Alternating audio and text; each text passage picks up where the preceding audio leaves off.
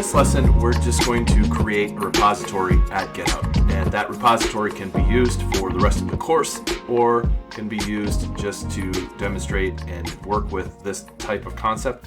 So there's essentially two ways to do repositories. One is you create them locally and then push them up to GitHub into a repository at GitHub, or the second way is to create it at GitHub, pull it locally, and then put your code in that repository. Either way works just fine, and it will be up to you which flow you desire to do most. However, as you get jobs or work with other people's code, the repositories will likely already be out there. So generally, you'll just be pulling or cloning the repository first and then pulling it to work on it from that point on. So in this case, we're going to go ahead and just create a new repository. And so we'll just call this Git first repository.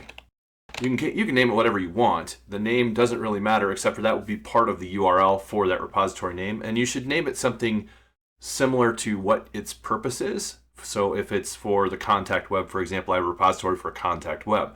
If it's for a website, it might be my website or something, or it might be whatever the name of your project is, should be your repository name. And then you should give it a description that's very similar to that, or what it's for. So this is for learning about GitHub repositories.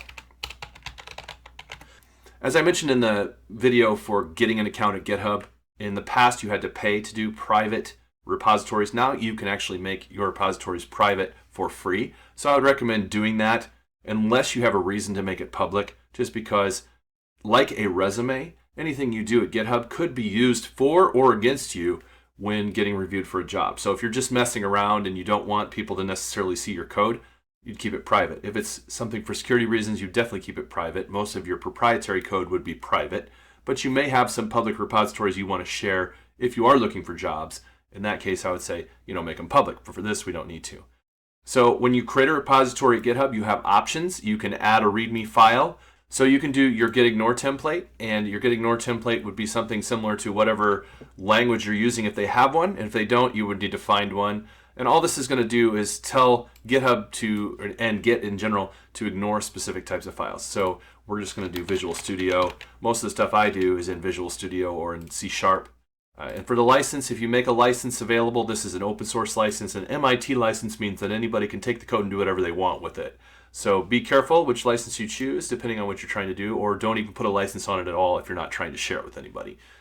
And if it's private, then you definitely don't want to do that. So that's how simple it is to make a repository at GitHub. From here, then you would clone that to your local machine to be able to work with it. So we'll see that in another video. That wraps up this video on getting your repository created at GitHub. Thank you very much. We'll see you next time.